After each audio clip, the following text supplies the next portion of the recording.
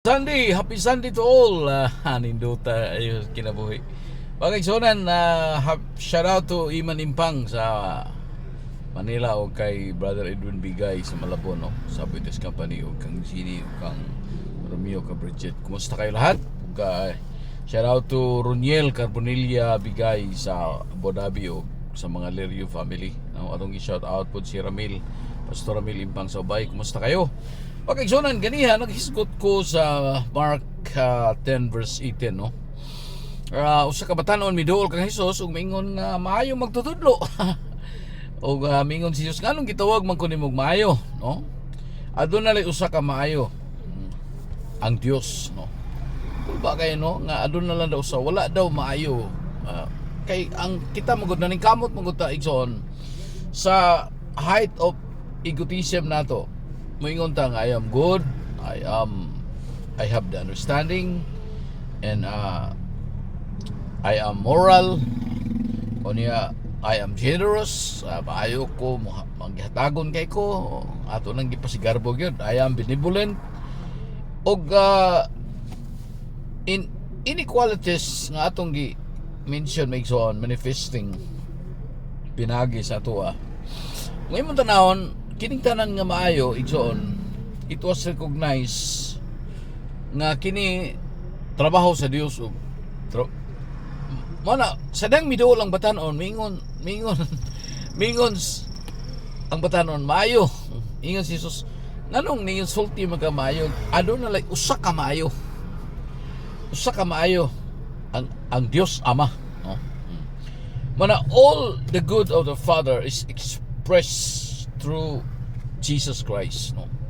Sa ato ba ang pagkamaayo mga igsoon gi-express sa Dios pinagi kang Jesus. Unya gi-express po niya pinagi nato.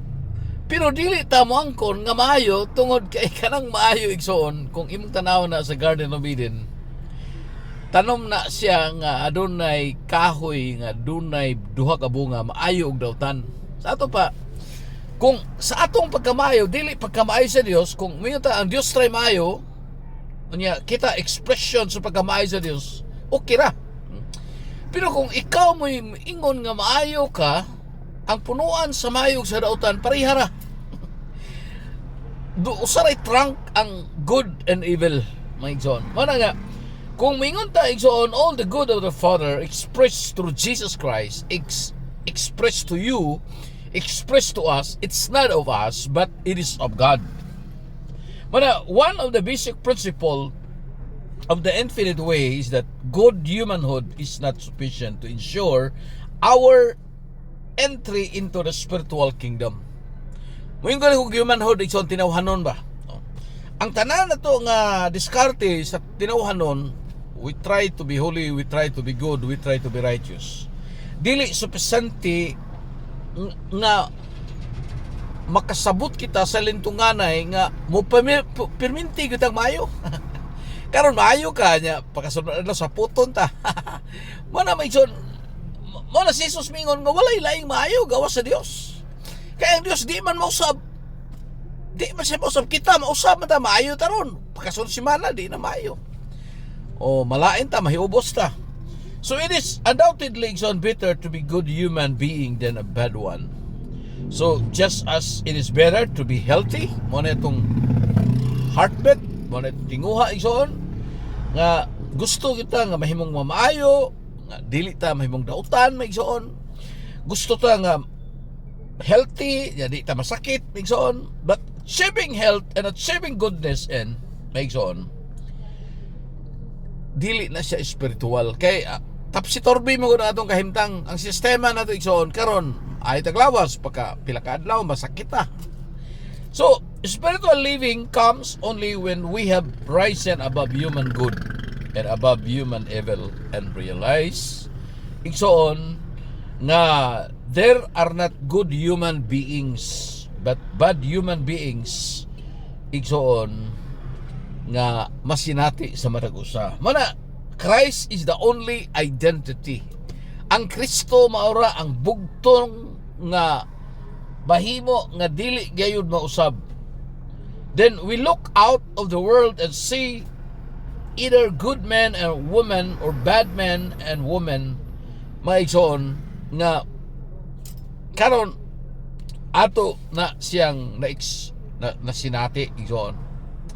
Nga karon maayo ta, posible nga pila ka buwan lain ta mahiubos ta. Ang una-una na to nga tao nga maayo, pila ka adlaw mapandol ta. Sa ba tapsi torbi, dili siya sentido igsoon. Mana nga ang recognize igsoon nga maayo nga dunay reality sa tinuod nga pagkamaayo is Christ only. Therefore, if thou bring maingon siya kung kita nga tao nga ilalom sa humanhood igsoon, makasinati kita og kahimtang dili maayo igsoon. Matod pa sa Mateo 5:23-24, we need to settle down. Para litan nagdakagasa sa altar o niya nakahinumdum ka nga naay igsuon nimong nahiubos nimo, imo daw biyaan ang gasa o niya biyaan mo sa altar niya, maadto ka mag-reconcile ka sa igsuon, then come and offer thy gift. Ang imong halad imong ipadayon sa paghalad. Mateo 5:23-24. So if we are holding anyone in condemnation as a human being, my John, good or bad, just or unjust, we have not made peace with our brothers, and we are not ready for the prayer of communication with the infinite. So we rise above the righteousness. We need to rise above the righteousness. Kinahanglan mo labaw ang atong pagkamatarong sa mga eskriba o mga presyo. Mana nga kung mulabaw gani ang atong pagkamatarong sa eskriba o mga presyo, mana nga we stop saying good and evil and stop boasting about goodness as if any of us could be good, because goodness is quality and activity of God alone. Hindi pa kamayo iya sa Dios ra, dili atoa. Kay kining atoa igsoon, mo na tapos torbe lagi. Mo na nga ang mahitabo, all is God manifested. God alone constitute this universe, and God constitute life, igsoon. So the mind and the soul of every individual, if we say I have a good neighbor and we are bearing false witness against him, just as much as if we said I have a bad neighbor. Kung mayunta nga ako silingan maayo kayo, mo na atong gisultis mga tao, wala mingo sa sulay maayo kay kanang imong silingan nga maayo kay karon kay gitabangan ka o na kay pabor nga nahitabo, mahitabo na siya igsoon nga makaingon ka kung maayo pa ang imong pagbati. Pero kung naay panahon nga mahiubos ka, naay panahon nga wala tagla ang imong hangyo, naay panahon nga dili daw maayo nga moingon ta sa atong igsuon o silingan nga maayo, kundili atong tan-awon ang Kristo nga nasa imong silingan in the heavenly looking igsoon, kanang langit nun nga paglantaw, no? Kay posible man nga karon moingon ta maayo kayo niya pagka sunod semana nahiubos ta. Bada nga, pero kung imong tanawon ang imong silingan, maayo imong silingan in the heavenly seeing igsoon, walay landong sa pagkahiubos, may igsoon. Nga naman, tungod kay tanaw nimo ang imong silingan, unsay imong gibuhat daw, ingon si Jesus, sa imong silingan gibuhat daw niya. Sa ba, if you look your neighbor as Christ, nindot kayo ang atong paglantaw igsoon. We acknowledge the state of humanhood, tinuod na sometimes maayo ta, sometimes bad, but never spiritual. Dili espirituhanon. So to bear false witness against our neighbor is to declare that he is human. Kung tapanglantaw nimo sa iyang pagkasiya nga maayo siya, tinawhanon mga kaigsuonan, that is finite, dili infinite. And that is feelings. That is something less than the very Son of God. Mara nga, importante igsoon nga every time we acknowledge humanhood, atong ilhon ang pagkatawhanon, every time we acknowledge our neighbors as good, mga igsoon, atong i-acknowledge ang pagkaanaa ni Kristo sa iya. Sa ito ba, ang tinanawa na to, lahi sa humanhood o sa spiritual looking, mga igsoon. Espirituhanong panlantaw na to. Bueno, sarang atong i-acknowledge ang Diyos sa kinabuhi sa tanang mga tao. Tungod kay ang Diyos naamanggot sa tanang dapit, place, things, and person. If you acknowledge God sa tanang dapit, place, lugar, things, mga kahoy, mga butang, kayo matud pa, nothing exists without God. Nothing exists without Him. So ang tanan nga nagalungtad pinaagi kaniya, walay nagalungtad. Sarang gigama niya ang tao mga kaigsonan, gigama niya, umol niya gikan sa yuta. Nay mata, di ka kita, nay ilong, di ka simhot, nay baba, di ka sulti, nay tiil, di ka lakaw. Nga naman, wala may kinabuhi. Pero sarang buga niya yung kinabuhi, breath the breath of life. Uni ang tanang kahimtang sa palibot migsoon, gihuypan sa ginhawa sa ilong. Gihuypan sa espiritu sa Ginoo. Mo nang nay kinabuhi ang kakahuyan, muliyok-lihok, mupakpak sa ilang mga dahon, no? Nay energy ni hangin nga mubidlisaw sa atong galamhan sa kinabuhi. That is life.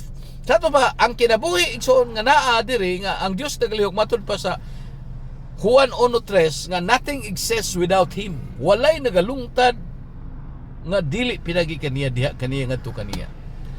Sa ito ba, everything nga makita nimo nga naay kinabuhi, naay Dios, naa siya. So if you acknowledge that God may exalt inside of you, inside of the things, person and place exalt. Sa ito ba, depende na sa mata, sa linti, sa atong tinanawan. Sa ito ba, pag tanaw na to ang spiritual side, may exalt, maka-appreciate ka sa Ginoo. Mula sa imong silingan, tanaw nimo ang imong tanawon, ang matur pa ni Jesus, bisag unsa imong gibuhat nining gagmay na kong igsoon, gibuhat nimo nako. It means ang tinawan nga atong himuon dili humanhood, dili tinawhanon. Kay kung tinawhanon, nagdepende ang pagkamaayo sa iyang binuhat, nabuhat siya nabuhat nimo, no? Ato ba, nakapabor ka, may maayo kayo. Pero kung dili pabor sa imo, bati, nahubos ko. Pero kung ang imong tinanawa niya dili tinawhanon, kung dili spiritual ang imong pagtanaw niya igsoon, bisan og usay mo sipyat, dili ka mapandol. Nga naman, ang imong gigamit nga linti man sa grasya.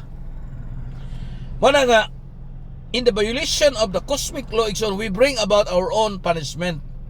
Unsay atong tinanawan ngadto sa uban, mo reflect na nimo. Mana nga, God does not punish us. Wala gyud mahitabo nga ang Dios nagsilot sa tao, gihigugma niyang tao, palangga niyang tao. But we punish ourselves because if I say that you are poor, moingon ko sa akong igsoon nga pobre siya, and I virtually saying may igsoon, kung moingon ko nga pobre siya, ikaw mo reflect na sa imong nga naman ang imong giingnan ang espirituhanong side of the coin, which is the Christ. Sa ito ba, kita mismo ang naghukom sa atong kaugalingon. There is only one and one selfhood. So ikaw gang Dios usa, we are one with Him. Muna mingon si Jesus, ako na sa Ama, ang Ama na nako, ug kamo na nako.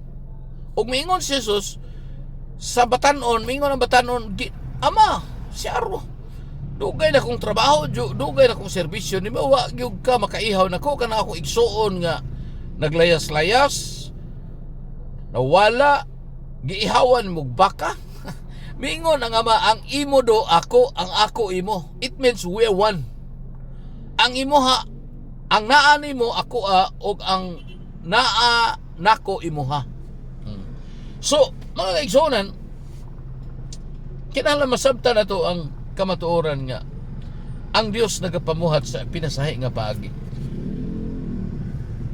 Kung aduna may mga butangan na hitabo sa atong kinabuhi tungod na kay mo na atong gipugas ang prinsipyo sa sowing o reaping sa to, ang panlantaw na to sa atong isig kaigsoon, kung tanaw na to sa humanhood tinawhanon igsoon, ang mahitabo mo reflect na nimo, moro po na imo hukom nimo igsoon. Pero kung ang paglantaw nimo diha kaniya espirituhanon, mingon si Jesus, ang gibuhat nimo sa gamay na ko igsoon, gibuhat nimo nako. Sa to ba, once you want to worship Christ, don't look around, because Christ ang Kristo mga kaigsuonan ning incarnate na. The Word become flesh and dwells among us. Siya nahimong Emmanuel, niipo na siya nato, nipuyo na siya nato. Sa to ba, bisag unsa nga imong buhaton ngadto si migsoon, gibuhat nimo kang Kristo nga naman Christ illumined or Christ incarnate to us. May puyo na siya, may ipo na siya nato. Igsoon.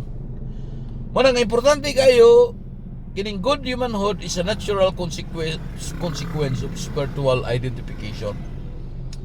Muna nga, it would be difficult to understand that Christ is the soul and the life of the individual being quarrel with our neighbor and slander him. Once you quarrel, once you attack Christ. Tungod kay ang naa sa imong silingan, ang naa sa imong higala o kaaway, ang Kristo. Gipuy-an ta og Kristo. So, we place our faith, trust, and confidence in the infinite invisible. Sa naibutang na ito pagtuo o pagsalig may igsoon, kasiguruan diha sa kahangturan nga dili makita nga Dios. And we do not take into consideration in the human circumstances and condition. Then, when we do come to the human circumstances or condition, we see them in their true relationship. When we say, thou shalt love thy neighbor as thyself, higugmaa ang imong silingan sama sa paghigugma sa imong kaugalingon. We are not speaking of human love, igsoon, affection and friendliness. We're holding our neighbor in the spiritual identity. And when we see the effects of this right identification in the human picture, mga higala, mga igsoon, we can find a difficult, kung dili na to ni tanahon sa espirituhanong kahimtang, lisod gayud ang paghigugma sa atong silingan, because we believe that our neighbor is standing between us and our good. Mahimo lang makaplastar ta sa maayong kahimtang sa atong silingan kung maayo ang ilang gibuhat sa tuwa. Og sigurado gud mga kaigsonan nga no outer influence for good or evil can act upon us. We ourselves release our good. To understand the full meaning of the required transition makes on in consciousness. As human being, we think that there are those individuals in the world who can or be good to us, or we think that there are some who are the influence for evil. Kahuna-huna ta nga na influensya mga nga maka-obstruct makes on how can this possibly to be true if God is the only influence of our life. God, mga igsoon, who is closer than breathing. Ang Dios atong gininhawa, ang Dios duol kanato, siya ang atong hangin, igsoon. Only influence that of our Father within, which is always good. Mana nga importante kay mga igsoon, every heart that has come into our experience has been direct result of our inability to behold the universe as spiritual. Mana nga ang kasakitan na to, ang atong kasinatian, ang resulta sa pagkadili nato makahimo tungod na sa atong panlantaw sa atong isig kay igsoon nato. Kung imo tan-awon ang imo igsoon gipuy ag Kristo, mahigugma ka niya igsoon tungod ni Kristo. Mana, if you want to serve God, lokso, sayaw, grabe nga kumbati, serve people. Serve your neighbor. That's true service. Ang atong gibot, we are looking for God. Atong muna na ang Dios tos kawanangan, may igsoon ang Dios ni incarnate na, ni puyo na, ni ipo na nimo. Nahimo na siyang Emmanuel, nahimo na siya kuyog na sa tao. Sa ba? Once you serve your people, you serve you serve Christ. Naigsoon haka-haka, kuro-kuro ato.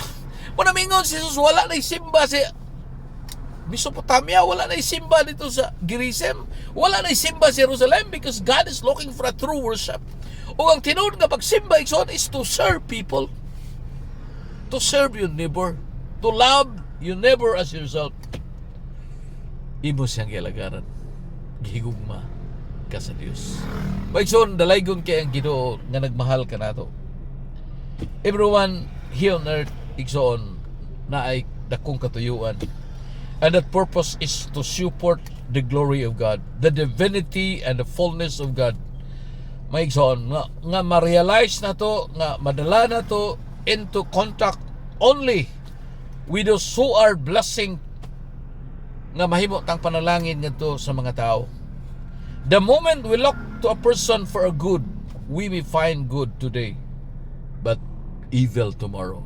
Kung sa atong tawhanon nga kahimtang, malantaw na to ang tao sa pagkamaayo sa iyang tawhanon nga direksyon sa kinabuhi igsoon. Karon maayo ta, pero pagka pila ka adlaw mahimo na putang dili maayo, dautan maigsoon.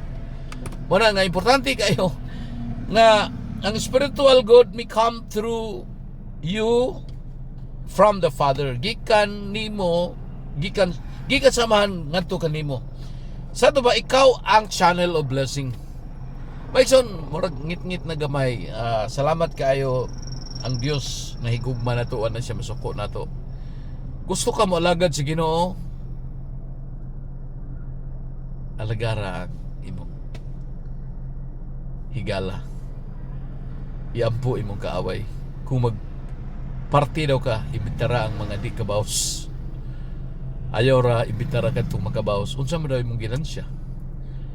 Mga igsoon, din nilang kukutob kay mura og gabi na.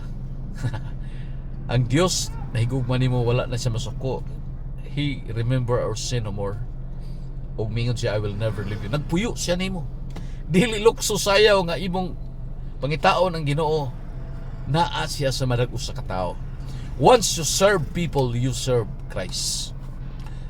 Muna ang panlantaw na to sa tao, kinahanglan makita na to nga ang Kristo naa niya. Ang Kristo nagpuyo. He is our consciousness. Siya nga itong kinabuhi. Dalay ko ng Diyos. Di nilang kutob. Amen ug amen.